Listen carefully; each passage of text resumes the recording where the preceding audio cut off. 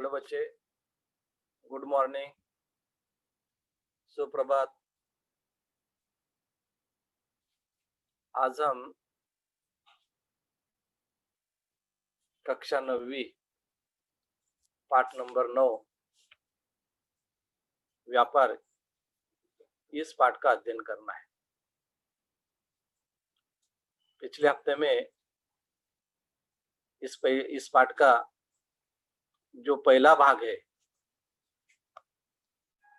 यानी व्यापार किसे कहते हैं, व्यापार की संकल्पना, उसके प्रकार, उसके बाद व्यापार संतुलन, इसकी सारी जो जानकारी है, ये जानकारी पहले हमने इसके पहले पीरियड में हमने देखा था। देखिए, आपको आज मैं उसके आगे का जो भाग है तो उसका अध्ययन हमें इस पीरियड में हमें करना है, बराबर है। तो व्यापार किसे कहते हैं?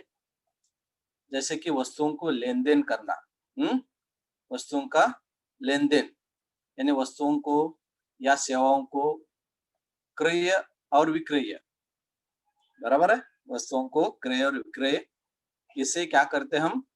व्यापार कहते हैं। तो व्यापार की जो पद्धति है, जैसे कि थोक व्यापार है, चिल्लर व्यापार है, इसकी जो परिभाषा है, ये परिभाषा पहले पीरियड में हमने देखा है। उसके बाद देशांतर्गत व्यापार, अंतरराष्ट्रीय व्यापार, जो देशांतर्गत व्यापार होता है अपने देश के अंदर, उसे देशांतर्गत व्यापार, एक राज्य से दूसरे राज्य में, बराबर है। उसके बाद अंतरराष्ट्रीय व्यापार किसे कहते हैं? एक देश से दूसरे देश, जैसे कि दो या दो से अधिक देशों के साथ हम जैसे कि व्यापार करते हैं, तो उसे अंतरराष्ट्रीय व्यापार कहते हैं। ये भी हमने देखा है। उसके बाद आयात और निर्यात, बराबर है। इंपोर्ट और एक्सपोर्ट, जो आयात यानी दूसरे देश से जो हमें चीजें या वस्तुएं मंगाते हैं उसको आयात कहते हैं, और जो चीजें अपने देश से दूसरे देशों को बेचता है, बेचे जाते हैं, हम उसे निर्यात कहते हैं। इसका भी अध्ययन हमने इसके पहले पीरियड में देखा है। उसके बाद व्यापार संतुलन, बराबर है। तो व्यापार संतुलन किसे कहते हैं? उसके 2-3 मूल्य है उसमें व्यापार संतुलन के: प्रतिकूल व्यापार संतुलन, अनुकूल व्यापार संतुलन और संतुलित व्यापार। तो प्रतिकूल व्यापार संतुलन किसे कहते हैं? जैसे कि आयात और निर्यात मूल्य में, जैसे आयात का मूल्य अधिक है और निर्यात का मूल्य कम है, उसे प्रतिकूल व्यापार कहते हैं। और अनुकूल व्यापार किसे कहते हैं? निर्यात का मूल्य अधिक और आयात का मूल्य कम, बराबर है, उसे अनुकूल व्यापार कहते हैं। और संतुलित व्यापार किसे कहते हैं?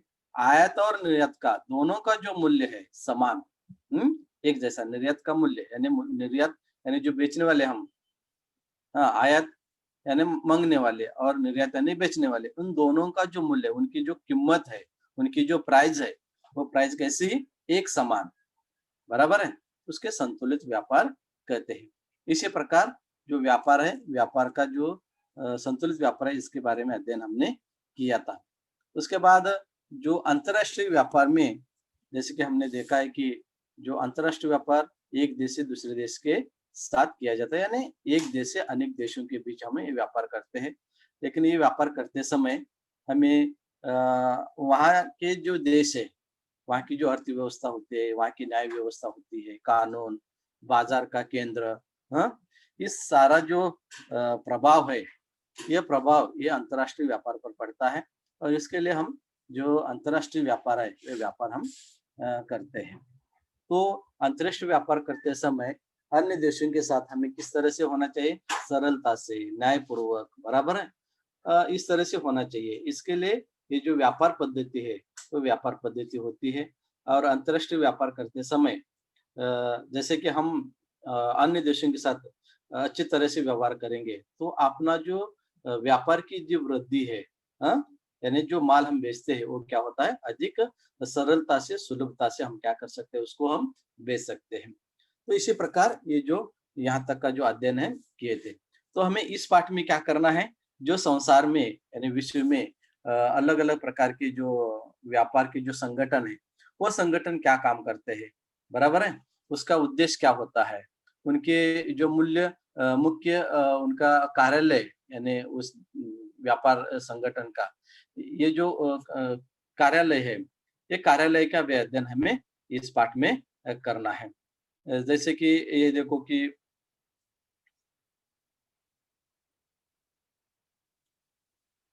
जैसे आपको मैं अभी बता रहा हूँ, ये देखिए यहाँ दिया है संसार के कुछ आर्थिक संगठन। संसार के कुछ आर्थिक संगठन में सबसे जो पहला है ये जो है विश्व व्यापार संगठन। यह विश्व व्यापार संगठन है, ये पूरे इसमें है, पूरे विश्व के व्यापार संगठन में है, बराबर है?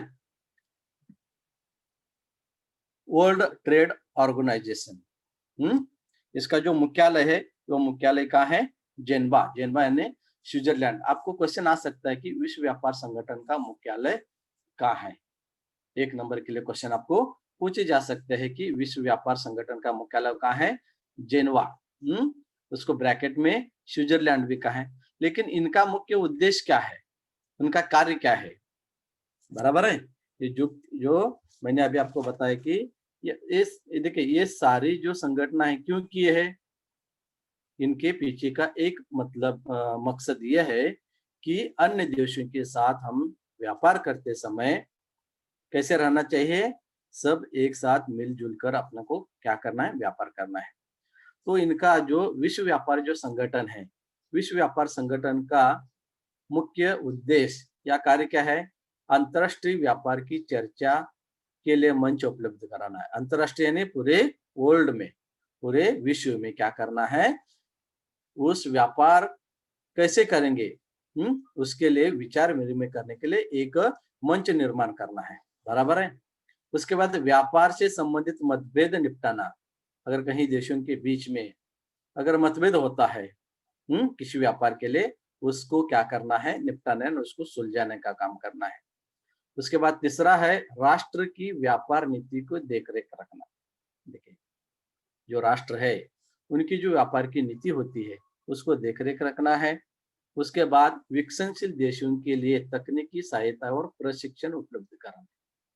जैसे कि विकसनशील देश होते हैं, हाँ, विकसनशील देश को वहाँ की जो तकनीकी है, वहाँ की जो नई नई जो टेक्नोलॉजी है, हाँ, तकनीकी यानी टेक्नोलॉजी है, उस तकनीकी के आधार पर अन्य देशों के साथ जो विकसितशील देश हो रहे हैं, जो विकसनशील देश बन रहे हैं, उसको क्या करना, प्रशिक्षण देना, या उसको प्रशिक्षण के लिए क्या करना, उन लोगों को प्रोत्साहन करने का काम ये जो है कौन करता है? विश्व व्यापार संगठन करती है, बराबर है? तो आपको क्या है, इसमें से पहला एक क्वेश्चन आपको मैंने बताया कि विश्व व्यापार संगठन का मुख्यालय कहाँ है? विश्व व्यापार संगठन का मुख्यालय कहाँ है? जेनेवा। ये आपको ध्यान में रखिए। दूसरा जो संगठन है देखिए 2 नंबर का है यूरोपीय संगठन, यानी यूरोपीय राष्ट्र, बराबर है? जो यूरोपियन संघ है, यानी यूरोपीय संघ इस प्रकार का नाम है। इसका जो मुख्यालय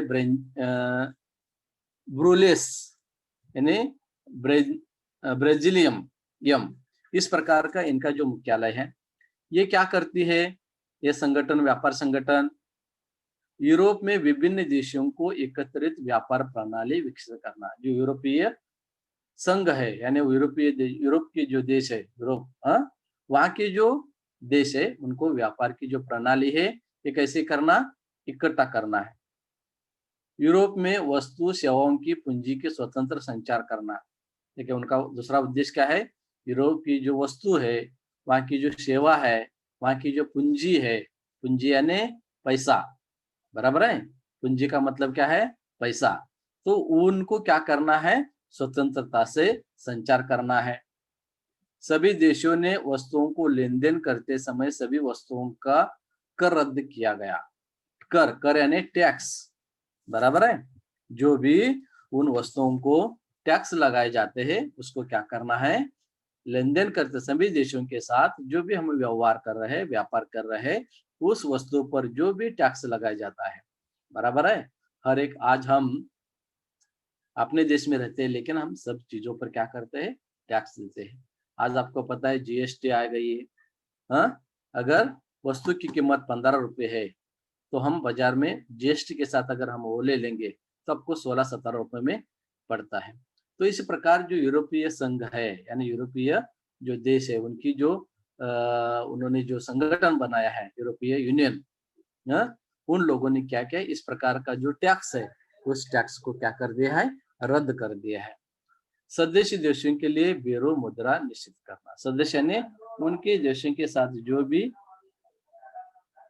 उनके जो देश है, उन देशों के साथ जो बोरो मुद्रा यूरो जो मुद्रा है उसको क्या करना, निश्चित करने का काम ये जो है संगठन है, ये संगठन ने किया है। तीसरा जो है OPEC, organisation of petroleum exporting contract. देखिए ये जो है, ये ओपेक जो है, ये इनका जो मुख्यालय है, इसमें देखिए 12 देश है। इसमें कितने देश है, 12 देश है। इसकी जो उसका जो मुख्यालय है वियना, ऑस्ट्रिया, इस प्रकार ये जो है इसका मुख्यालय है। ये देखिए ये जो ओपेक है, यहाँ खनिज तेलों की जो अंतर्राष्ट्रीय व्यापार है, ये व्यापार होता है, उस पर नियंत्रण रखना है, बराबर है। और जो भी सदस्य है उनके, उन सदस्यों के बीच तेल उत्पादन या उसकी कीमत नियंत्रित रखना है। हाँ, ओपेक जो है ये क्या करते हैं, उनके साथ जो अंतर्राष्ट्रीय व्यापार है, खनिज तेल के अंतर्राष्ट्रीय व्यापार पर नियंत्रण रखना है। उसके साथ उनके जो सदस्य है, उन सदस्य देशों के लिए तेल उत्पादन तथा उसकी कीमत नियंत्रण करना, बराबर है। उसके बाद तेल निर्यात का सुसूत्रता रखना, जैसे कि जो तेल जो है उस तेल को क्या करना है, सुसूत्र ने कैसे उसको सही क्या कर सकते हैं, उसको दे सकते हैं। हाँ, उसमें एक निश्चितता लाने का काम जो है यह कंपनियां करते हैं, इनका जो मुख्य उद्देश्य है। तीसरा है उसके बाद का जो संगठन है, यानी जो है वो सार्क, बराबर है, south Asian association for regional cooperation. ये जो है इसमें कुल मुख्यालय कहाँ है, काठमांडू नेपाल में है, बराबर है। देखिए जो एशियन देश है, जैसे कि एशियन, जैसे एशिया महाद्वीप में जो देश है, ये देश नो मिलाकर ये जो सार्क जो परिषद है, यानी सार्क जो संगठन है, ये संगठन बना है। इनका जो मुख्यालय कहाँ है, नेपाल या काठमांडू में है। जो एशिया महाद्वीप के जो देश है उन्होंने मिलकर यह सार्क परिषद बनाया, सार्क संगठन बनाया। इन देशों की क्या उद्देश्य है, देखिए दक्षिण एशिया के देशों की समान समस्या समझते हुए उनके सावधान के लिए उपाय करना, बराबर है। उसके बाद क्या है, उन्होंने अपने जो एशिया देश है उसकी समानता, यानी उसकी जो समस्या है, उस समस्या को समझाने के लिए, उसको समाधान के लिए उपाय करना। सदस्य देशों के बीच सामाजिक कल्याण जीवन स्तर ऊंचा उठाने के लिए प्रायोगिक सहयोग बढ़ाना। देखिए इनका मेन उद्देश्य, दूसरा उद्देश्य क्या है, जो समाज है, समाज के हित के लिए, समाज के कल्याण के लिए, समाज का जो जीवन स्तर है उस जीवन स्तर को क्या करना है, ऊंचा उठाने के लिए। देखिए उन्होंने क्या किया है, जो सदस्य है अपने सार्क परिषद के, तो उस जो 8 देश है, इस 8 देशों की जो देश में रहने वाले जो भी लोग हैं, उनका जो जीवन है वो जीवन कैसे होना था, उनका जीवन का जो स्तर है उसको बढ़ाने का, उसका विकास करने का कार्य या समाज को कल्याण करने का कार्य, उसको करने का काम, यह उनका मेन उद्देश्य है। उसके बाद दक्षिण एशिया की अशांति को दूर करना। देखिए दक्षिण एशिया, जो दक्षिण एशिया में हमेशा क्या होता है, अशांति, अशांति यानी हमेशा क्या होना चाहिए, वहां के लोगों, उस देशों के बीच हमेशा झगड़ा होना, बराबर है। क्या होता है, अनेक प्रकार की हमेशा उस दो देशों के बीच क्या होता है, झगड़ा होता है, बराबर है, उसको क्या करना, झगड़ा होने से क्या होता है, ये व्यापार संगठन जो है उस व्यापार संगठन में बाधा निर्माण हो सकती है, बराबर है, और अनेक प्रकार की समस्याएं निर्माण हो सकती है। इसके लिए उन्होंने ये जो दक्षिण एशियाई की जो देश है उन देशों के बीच उन्होंने क्या किया, जो अशांति है, हाँ, उसको दूर करने का काम ये सार्क परिषद से किया है, यानी उनका उद्देश्य है। उसके बाद अगला जो है वो है ASEAN, association for south east Asian Asian nation.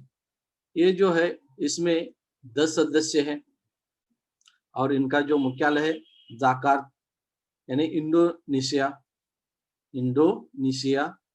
देखिए इन्होंने क्या किया है, इनका जो उद्देश्य क्या है, जो पूर्व दक्षिण पूर्व जो एशिया के जो देश है इनके विकास और समाज और संस्कृति को बढ़ाने का काम किया है। हाँ, ये जो दक्षिण और पूर्व एशियाई देश है इन्होंने क्या किया, अपना जो विकास है, देश का विकास, समाज का स्तर, वहाँ की जो संस्कृति है, इस संस्कृति को क्या करना है, बढ़ाने का काम ये जो देश है वो देश कर रहे हैं। उसके बाद दूसरा उद्देश्य क्या है उनका, प्रादेशिक शांति को प्रोत्साहित रखना। देखिए वहाँ के जो प्रदेश है उस प्रदेश में क्या है, हमेशा शांति कैसे रहती है, शांतिपूर्व व्यवहार हम कैसे कर सकते हैं, उसको क्या करना है, प्रोत्साहन करना है। उसी के साथ साथ उनका अगला जो उद्देश्य है, सदस्य देशों को व्यापार वृद्धि के लिए कर में सहूलियत देना। देखिए ये जो 10 देश है, इन 10 देशों के साथ जो व्यापार होते हैं, हाँ, वो 10 देश छोड़कर दूसरे देशों के साथ जो व्यापार करते हैं, उसी से ये जो 10 देशों के साथ जो व्यापार करते हैं उस व्यापार को वृद्धि करने के लिए उनकी जो टैक्स है उस टैक्स में क्या करना, थोड़ी सी सहूलत देना, यानी छूट देने का काम ये जो देश है, ये जो संगठन है, ये संगठन कर रहे। इनका ये उद्देश्य है, यानी हर एक देश के उद्देश्य वो उद्देश्य अलग अलग है। अगला जो है ये है आपेक। देखिए आपेक में कितने देश है, 21 देश है। एशियन पैसिफिक इकोनॉमिक्स को ऑपरेशन, इसमें 21 देश है और इसका जो मुख्यालय है ये सिंगापुर है, बराबर है। देश में ऐसे अगर हम पूरे वर्ल्ड का विश्व का अध्ययन अगर देखेंगे तो करीब 198 या 200 के नजदीक पूरे विश्व वर्ल्ड विश्व देश है। तो इसी में से ये जो आपेक जो है, इस आपेक में 21 जो देश है, यानी इस देशों का जो संगठन बनाए हैं उन्होंने, और इसका जो मुख्यालय कहाँ है, सिंगापुर में है। इनका उद्देश्य क्या है, देखिए एशिया प्रशांत महासागर के क्षेत्र में मुक्त व्यापार और आर्थिक सहयोग करना। देखिए जो प्रशांत महासागर है, इस प्रशांत महासागर एशिया देशों के बीच में जो प्रशांत महासागर है, इसमें प्रशांत महासागर में मुक्त रूप से व्यापार करना है और आर्थिक सहयोग करना है। सदस्य देशों को प्रादेशिक और तकनीकी विकास को प्रोत्साहन देना। देखिए ये जो सदस्य देश है, उनके जो सदस्य बने हुए देश है, 21 देश है, उनको तकनीक का प्रोत्साहन करने के लिए नए नए तकनीकों को देने का काम ये जो संगठन है, ये संगठन करते हैं। उसके बाद जो अभी अभी जो संगठन स्थापित हुआ है ये ब्रिक्स है। ये ब्रिक्स यानी भारत, रशिया, इंडिया, चाइना और साउथ अफ्रीका, इन 5 देशों ने मिलकर जो संगठन बना है वो है कौन सा, ब्रिक्स। इसका जो मुख्यालय है, यह मुख्यालय कहाँ है, चीन, सांघाई। ये चीन के बारे में आपको ज्यादा कुछ बताने की जरूरत नहीं। तो ये जो ब्रिक्स संगठन है, इन संगठन में 5 देशों के मिलकर उन्होंने एक संगठन बनाया है। इनका उद्देश्य है संगठन के देशों की अर्थव्यवस्था की वृद्धि के लिए निधि उपलब्ध कराना। बराबर है। जो संगठन देश है, इन संगठन देशों को क्या करना है, जो अर्थव्यवस्था को बढ़ाने के लिए, अर्थव्यवस्था की वृद्धि करने के लिए उन्होंने निधि को उपलब्ध कराना है। आपस में आर्थिक सहयोग बढ़ाना, आपस में क्या करना, आर्थिक सहयोग यानी जो व्यवहार है उस व्यवहार को बढ़ाना, आर्थिक सुरक्षा मजबूत करना। देखिए, आर्थिक सुरक्षा क्या करना है, मजबूत करना, यानी जो अपना जो व्यवहार है, व्यवहार को क्या करना, मजबूत कराने का काम यह देशों ने किया है। देखिए बच्चों, अभी तक मैंने ये जो 8 जो अलग अलग प्रकार की जो संगठन है, उसमें से पहला विश्व व्यापार संगठन, दूसरा मैंने बताया कि यूरोपीय संघ, तीसरा है ओपेक, चौथा है सार्क, पांचवा है एशिया, उसके बाद आपेक और ब्रिक्स। देखिए, ये अलग अलग देशों ने बनाकर ये जो विश्व में जो अलग अलग जो देश है, उन देश ने यानी कंट्री ने आपने अपने हिसाब के अनुसार उन्होंने संगठन बनाया। और ये संगठन क्या प्रमुख उद्देश्य क्या है, आपको अभी ध्यान में आया होगा। इन सब का मेन उद्देश्य है कि हर एक देश जो है अपना क्या करना है, विकसनशील बनने के लिए सोच रहे हैं। बराबर है। हर एक देश क्या कर रहा है, अपने देश का व्यापार बढ़ना चाहिए, अपने देश की जो आर्थिक स्थिति है वो आर्थिक स्थिति कैसे होनी चाहिए, बढ़नी चाहिए। ये इससे मेन उद्देश्य है। बराबर है। तो कहीं देश ने क्या किया, आर्थिक उनका जो वस्तु यानी उनकी जो वृद्धि होने के लिए अपने देश के साथ जो जो व्यापार कर रहे हैं, उन्होंने उसमें टैक्स में बेनिफिट दे रहे हैं।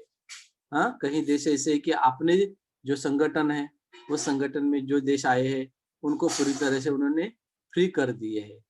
बराबर है। उसके बाद जो आपने ये इन देशों ने अपने देश में जो भी नए नए तकनीक निर्माण किए है, उसको क्या करना, दूसरे देशों को क्या करना, प्रशिक्षण देकर प्रोत्साहित करना, यानी उनका भी व्यापार क्या कर सकता है, बढ़ सकता है।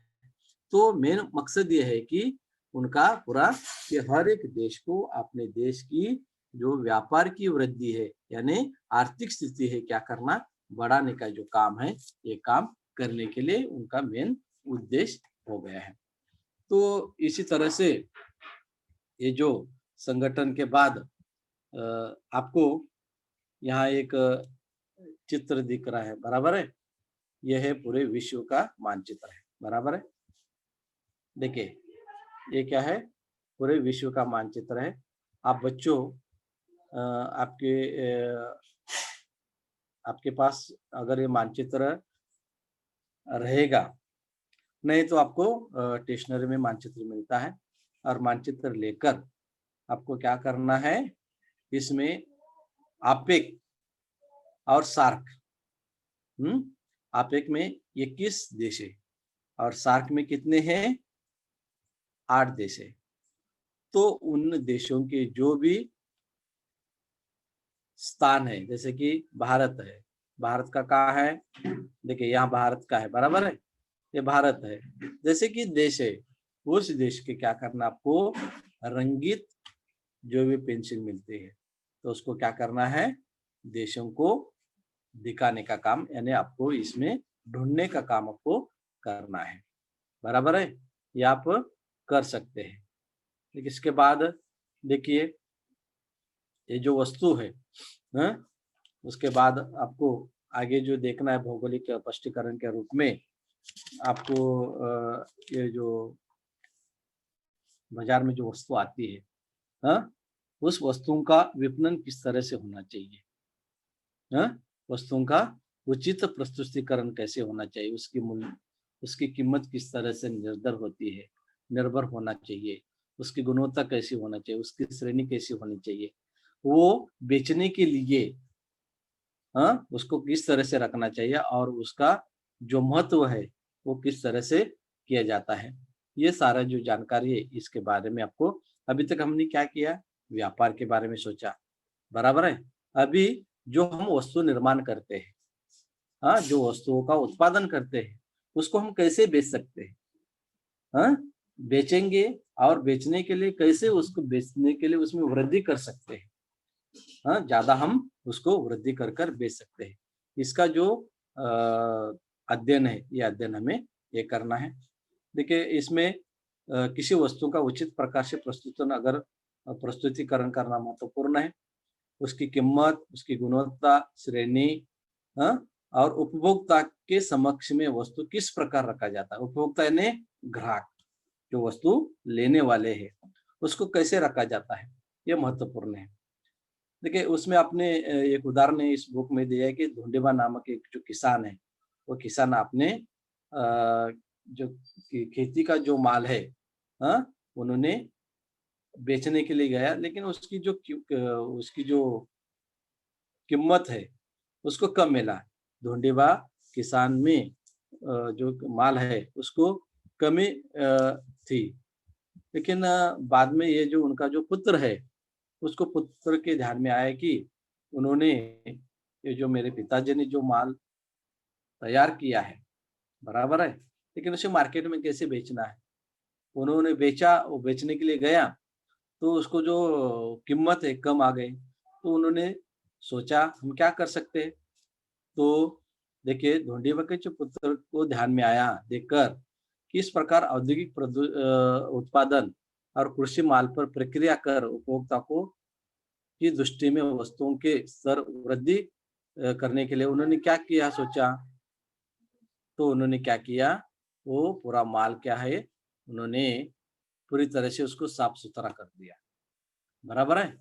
साफ सुथरा कर कर उन्होंने उस माल को क्या किया, उन्होंने पैकिंग कर दिया, और पैकिंग कर कर उन्होंने जो बड़े बड़े जो मॉल है उस मॉल पर क्या किया, उन्होंने संपर्क किया, और संपर्क कर कर उन्होंने अपनी जो वस्तु है वस्तु उन्होंने वहां रखी, बराबर है। तो यहाँ क्या है कि उपभोक्ता की दृष्टि से वस्तु की स्तर में वृद्धि होती है, लेकिन इसके लिए क्या करना पड़ता है, उसकी कीमत तो मिलती है, लेकिन साथ ही ऐसी वस्तुओं की मांग में बढ़ती है। लेकिन जब बढ़ती है उस वस्तुओं को क्या करना पड़ता है आपको, सही तरीके से, हाँ, वो क्या करना पड़ता है आपको, ग्राहक के पास पहुंचाना पड़ता है। तभी आपको क्या होता है, आपकी वस्तुओं का जो स्तर है या आपकी वस्तु का जो वृद्धि है वो वृद्धि बढ़ सकती है। देखिए इसमें आपको यहाँ दिया है कि जो भी वस्तु है आप प्रतिदिन उपयोग करते हैं हर दिन, तो उस वस्तुओं का ये जो ब्रैकेट दिया है, वस्तु का नाम, उत्पादन का नाम, हाँ, वस्तु की स्रोत, ये आप क्या कर सकते हैं, भरकर आपको ये भरना है। हाँ, देखिए ये सूची दिया है, उन वस्तुओं के सामने आप जिस कंपनी का वस्तु का उपयोग करते हैं उसके नाम, हाँ, उसकी जानकारी आपको लिखना है। तो ये लिखने के बाद आपको ये ध्यान में आता है कि जो हम वस्तुओं का उपयोग करते हैं, हाँ, उपयोग में लाते हैं, उसकी गुणवत्ता क्या है, गुणवत्ता की महत्वपूर्ण कैसी होती है, हाँ, उसका विज्ञापन का हम पर क्या प्रभाव पड़ता है, बराबर है। ये जो विज्ञापन होता है उस पर क्या प्रभाव पड़ता है। प्रत्येक को उत्पादन के संबंध में संपूर्ण जानकारी नहीं होती, परंतु उस वस्तु की यदि कोई उपयोग करते हैं, उपयोग करते हुए देखते हैं, तो हम भी उसके ओर क्या होते हैं, हम आकर्षित हो जाते हैं। तो वस्तुओं का जो विज्ञापन करना ये एक महत्वपूर्ण होता है। देखिए वस्तुओं का अगर हम विज्ञापन करते हैं तो तभी हमको पता चलता है कि ये वस्तु बाजार में आई है, बराबर है। इस वस्तुओं को हम क्या कर सकते हैं, ले सकते हैं। तो आज आज देखते हैं कि आज बहुत सारी जो विज्ञापन है वो विज्ञापन आप देखते हैं, लेकिन ये सारे विज्ञापन देखने के बाद उस वस्तु की मूल्य, उसकी गुणवत्ता यानी उसकी क्वालिटी कैसी है, हाँ, और वो कैसे हमको मिल सकती है, इसका भी हमें ये सारी चीजें हैं ये विज्ञापन के माध्यम से हम देखते हैं। आज देखते हैं हम, हाँ, अमेजॉन है, बराबर है, बराबर है। हम खाने की चीजें हम कहाँ मंगाते हैं, स्विगी से मंगाते हैं। ये कैसे हमको पता चला, ये मार्केटिंग के माध्यम से हमें पता चला। बराबर है, ये पता चला कि आपको पहले पता था? नहीं था। ये जो मार्केटिंग होता है, ये मार्केटिंग के माध्यम से हम इन व्यापार को क्या कर सकते हैं, बढ़ा सकते हैं, या अपनी जो वस्तु है, ये वस्तु हम क्या कर सकते हैं, बेच सकते हैं। देखिए, विपणन का मेन उद्देश्य क्या होता है, महत्व क्या है? आधुनिक औद्योगिक समाज रचना वैश्विक उत्पादन के अनेक विकल्प तथा उपलब्धता का ये वर्तमान व्यापार की संरचना है।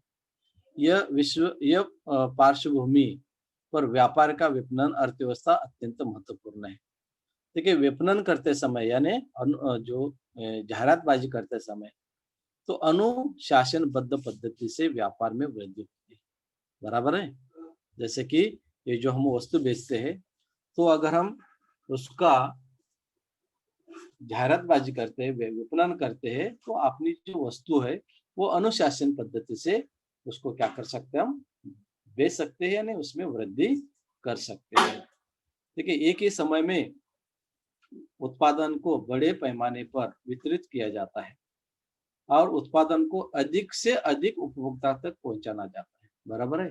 इसे एक ही समय पर हम क्या कर सकते हैं, उसको विपणन को, वस्तुओं को बेच सकते हैं। तो उसके लिए हमें क्या करना पड़ता है, उस वस्तुओं को बढ़ाने के लिए आज के युग में हम उपभोक्ता को तो पहुंचाने के लिए वहाँ का जो स्तर है वहां तक जाना चाहिए। उत्पादन का विक्रय मूल्य भी बढ़ता है। ठीक है, जैसे कि हम विज्ञापन करते हैं, हाँ, तो उसका जो मूल्य है, उसकी जो कीमत है, उसकी जो प्राइस है, तो प्राइस भी बढ़ते हैं। आज के युग में विपणन ये व्यापार व्यवस्था का एक मुख्य आधार है। देखिए, आज हम विपणन यानी मार्केटिंग, जो जाहिरातबाजी होती है, ये जाहिरातबाजी क्या है, यह व्यापार का एक आधार बन गया है। जितने जिसका हम जाहिरात करेंगे या विपणन करेंगे, यानी मार्केटिंग में उसका जो नाम आएगा अपने, तो उसका जो व्यापार है, व्यापार में उसकी वस्तुओं की जो मूल्य है, उस मूल्य का जो स्तर है, वह मूल्य जो है, मूल्य अपने आप क्या हो जाता है, बढ़ जाता है। तो विज्ञापन के माध्यम से उपभोक्ता में आवश्यक की भावना निर्माण की जाती है, अधिक से अधिक उपभोक्ता तक पहुंचाई जाती है। देखिए, जितने हम बाजार में अपना विज्ञापन करेंगे, हाँ, जैसे हम अपने वस्तुओं का विज्ञापन करेंगे, तो विज्ञापन करने के बाद जो वस्तु है, वो वस्तुओं का मूल्य जो है, वो मूल्य क्या होता है, बढ़ सकता है। जितनी जाहिरात हो जाएगी, हाँ, उतना अधिक हम क्या कर सकते हैं, जो उपभोक्ता है, उपभोक्ता तक हम क्या कर सकते हैं, पहुंच सकते हैं। और उपभोक्ता तक पहुंचने के बाद वहाँ आकर्षण बढ़ता है, हाँ, और आकर्षण बढ़ने के बाद वो वस्तु है, तो वस्तु खरीदने में लोग क्या होते हैं, प्रोत्साहित होते हैं। और ये विपणन का मुख्य उद्देश्य होता है, यही विपणन का मुख्य उद्देश्य होता है। देखिए, इसमें आपको मैं अभी बताया था कि जो वस्तु है, वस्तुओं को प्रस्तुतिकरण करना है, बराबर है, और उसकी जो कीमत है, उसकी गुणवत्ता है, हाँ, ये सारे जो चीजें है, ये चीजें हमें होनी चाहिए। उसके बाद आगे देखिए, विपणन व्यवस्था पर सूचना प्रौद्योगिकी तथा संचार के साधनों का बहुत प्रभाव पड़ता है। बराबर है?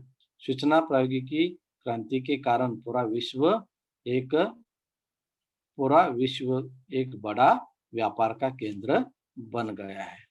देखिए, अभी मैंने आपको बताया कि ये जो व्यापार है, एक व्यापार का जो केंद्र बन गया है। देखिए, आज हम आपको यही बता रहे हैं कि ये जो व्यापार है, ये व्यापार कैसे करना है और कैसे करते हैं। देखिए, आपको व्यापार करते समय ये जो डायग्राम आपको है दिख रहा है, ये हमेशा ये याद में रखना चाहिए। अगर बिजनेस कर रहे हैं या जो भी वस्तुओं का विज्ञापन कर रहे हैं, तो विज्ञापन करते समय इसमें क्या करना है आपको, वस्तु, बराबर है, हाँ, उत्पादक से उपभोक्ता तक वस्तुओं को पहुंचाने तक एक प्रभाव तैयार होता है। इस प्रभाव के व्यवसायिक कार्य को एकत्र रूप से विपणन कहा जाता है। वस्तु का मूल्य, विक्रय, वृद्धि, विज्ञापन तथा वितरण का ये विज्ञापन के प्रमुख घटक। तो वस्तु बराबर है, वस्तु हो गए, तो वस्तुओं का क्या क्या होना चाहिए, उसका उत्पादन कैसा, उसके बाद उसका वर्गीकरण करना है, बराबर है, उसके बाद उसका मूल्य, उस पर लेबल और पैकिंग, ये होने के बाद फिर उसको कीमत देकर हम क्या कर सकते हैं, बिक्री कर सकते हैं, और वो बिक्री क्या करता है, वितरण तक जाता है।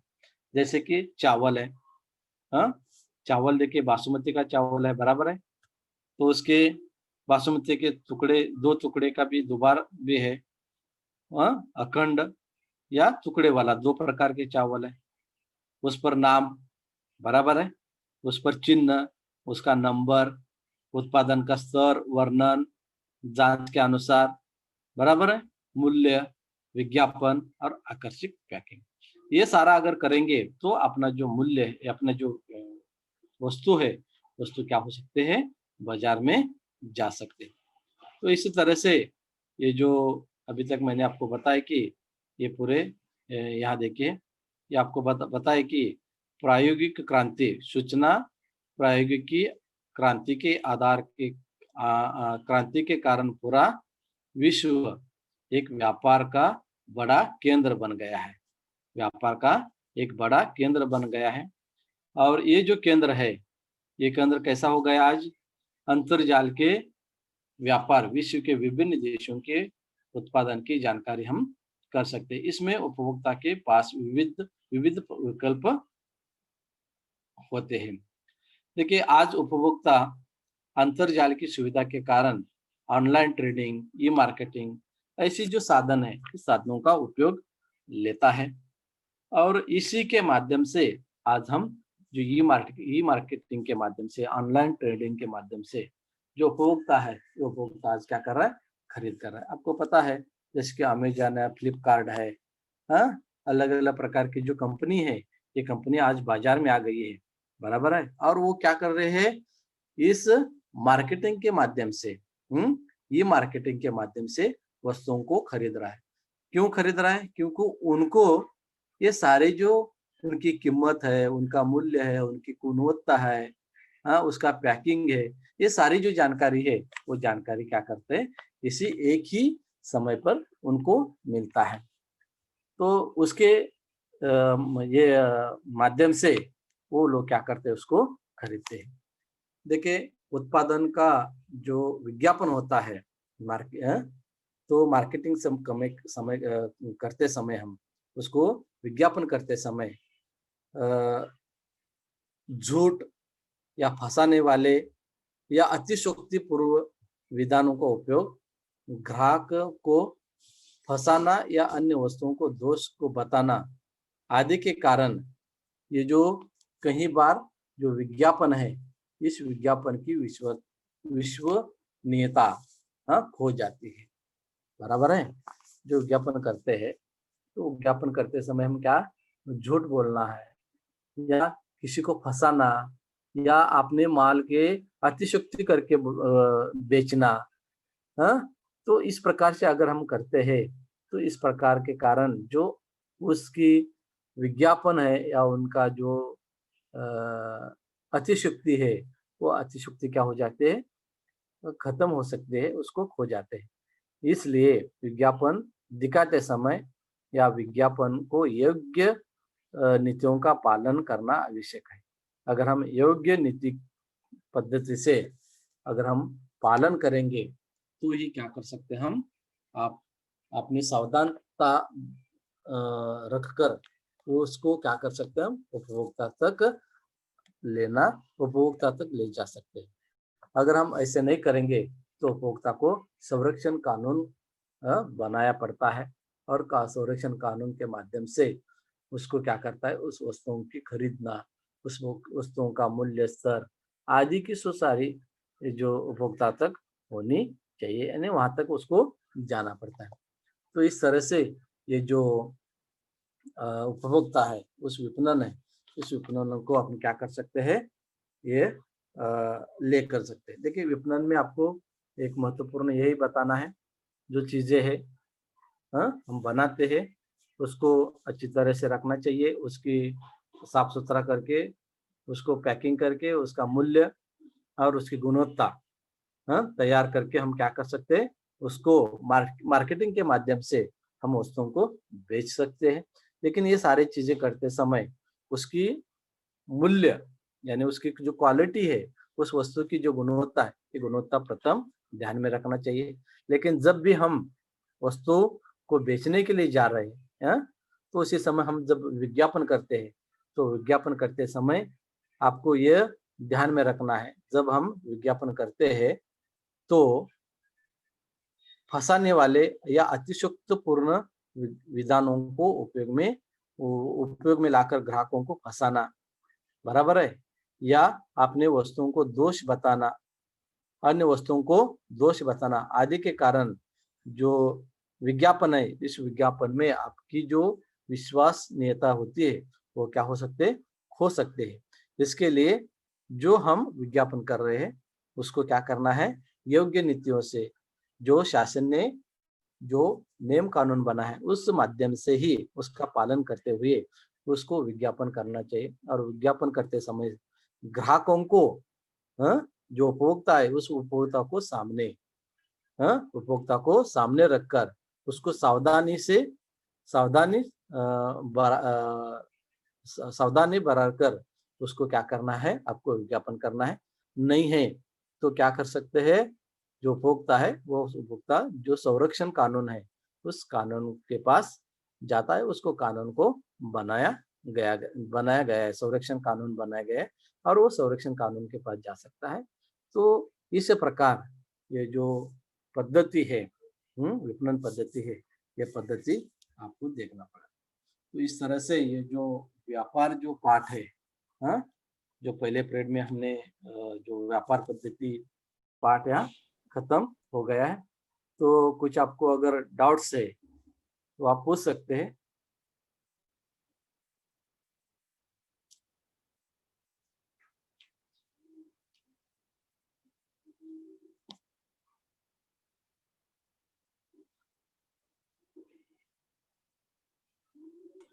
Good morning sir. Good morning sir, अभी आपने जो तालिका दी थी सर, उसमें क्या करना है? हाँ, ये जो तालिका दिया है ना आपको, एक मिनट, ये जो यस सर। तालिका है, हाँ, ये जो देखिए, आप जैसे कि दंत मंजन है, आपने जो टूथपेस्ट या टूथ पाउडर यूज करते हैं ना हम, यस बराबर, सर। ये तालिका दिया है। तो कौन सा आप पाउडर करते हैं, टूथपेस्ट, जैसे कोलगेट है, क्लोजअप है, ऐसी जो भी कंपनी है उसके नाम लिखना है, उत्पादन का नाम लिखो, यस।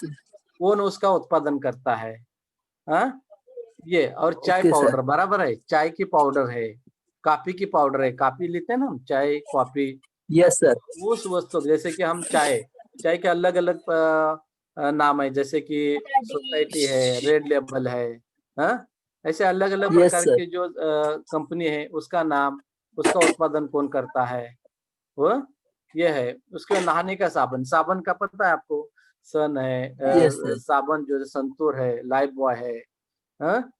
जैसे कि अलग अलग प्रकार के जो साबन है, उसका जो नाम है, ये पूरे जो नाम है, ये नाम और उसका जो उत्पादन का नाम, देखिए अभी मान लीजिए कि फेयर एंड लवली है, बराबर है, ये यस इसमें सर। नहीं है, लेकिन बिस्किट, देखिए बिस्किट है, बराबर है। अभी पांचवा जो है बिस्किट है, बिस्किट का आपका अगर मान लीजिए कि पार्ले बिस्किट, बराबर है। तो पार्ले बिस्किट का उत्पादन कौन करता है, कहाँ है, हाँ? उसकी जो जानकारी है, ये जानकारी आपको इसके ये जो ब्रैकेट है, इस ब्रैकेट में आपको लिखना है, ठीक है। हेलो, हाँ, और बच्चों बोलो, किसी को कुछ डाउट है?